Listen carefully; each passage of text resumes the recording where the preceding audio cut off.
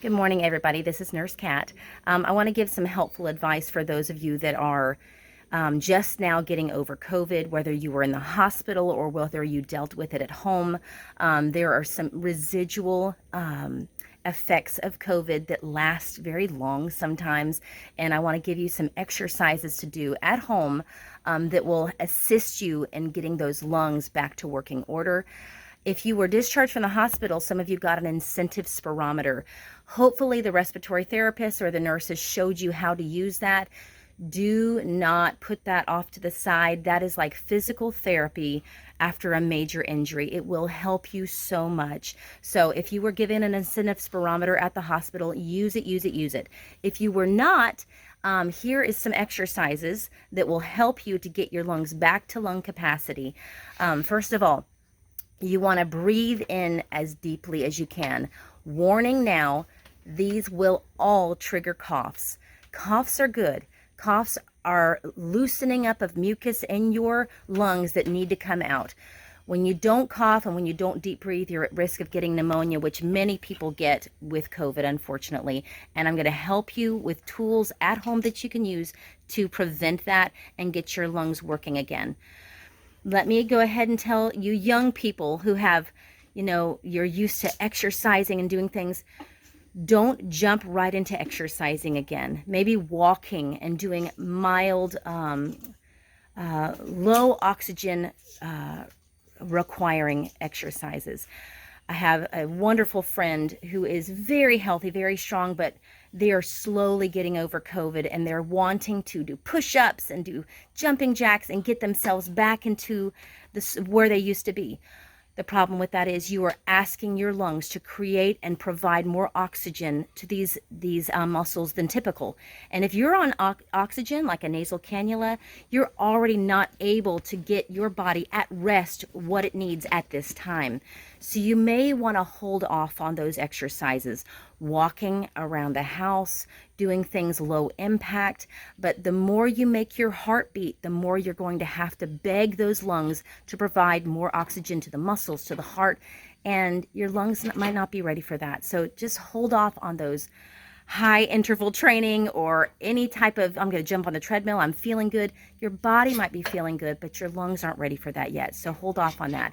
If you don't have an incentive spirometer, breathe in as deep as you can. I'm going to show you how to do it. You're going to breathe in, bring in as much oxygen as you can into your lungs, and then you're going to let it out slowly like this.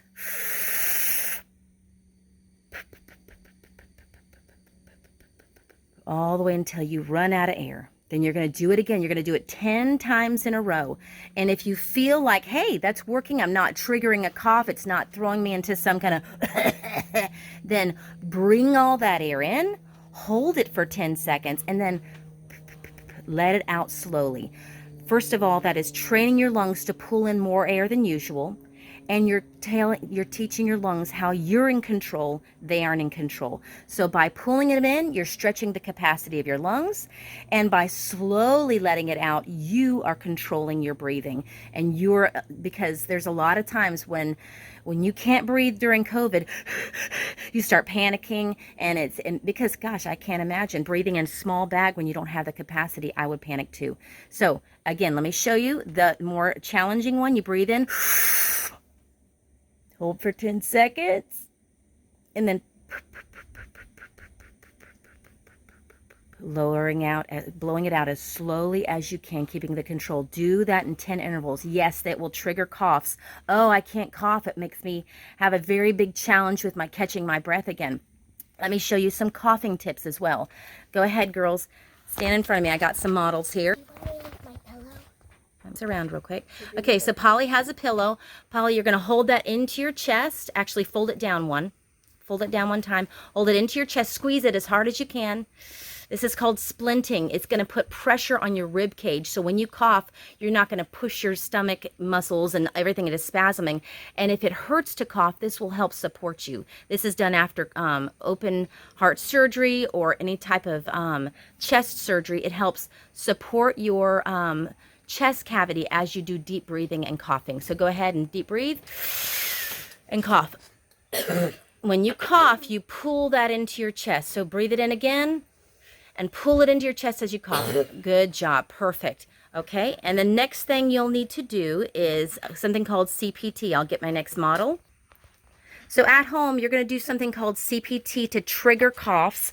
Yes, coughs are good. You just have to be very careful that they don't make you desat. But use hands, cupping hands like this, and you're going to smack very gently on the person's back. Just boom, boom, boom, boom, boom. A little more. Up, up, up, up, up. Go, yeah, all over their back. And that's going to loosen up mucus that's blocked on the lungs because they've been sick for so long. And it's going, no, your hands are going flat. You have to stay cupped. Yep. And do 1, 2, 1, 2, 1, 2, not at the same time. Feels like a hunk of wood. Yeah. But you get the idea. You're going to do this on their back as much as they can tolerate it. And that would be great after the deep breathing exercises. That's going to trigger coughs again, guys. So that's called CPT. We use that at the hospital. If you have a way to lay on your stomach on your bed for a little while you do this CPT exercise, have your loved one or a friend come and do it. And you don't want to do it super hard, but you keep that cupping motion, and it makes the lungs shake, and it makes all that mucus that's locked on the sides of the lungs loosen up. And if you start hacking up some nasty stuff, that is a very good thing. So we've talked about deep breathing. We've talked about splinting your cough. We've talked about CPT therapy, which is smacking with cupped hands on the back, going up, up, up, up, up. If they can lean forward, that's even better while you're doing that CPT, or if they're in the bed, laying on their stomach, awesome. Another tool just to have at home, I didn't say it yet, is a pulse oximeter. Pulse oximeters are very helpful so you don't race into the hospital thinking, oh my gosh, I don't think they can breathe. Oh my goodness, they sound so awful. Again, this is for adult use only. Kids have teeny tiny fingers. Sometimes they work great if they're like 12 and up, but again, you have to use this with a grain of salt. So you're going to turn it on, and this is probably going to be backwards on my phone, and that's okay.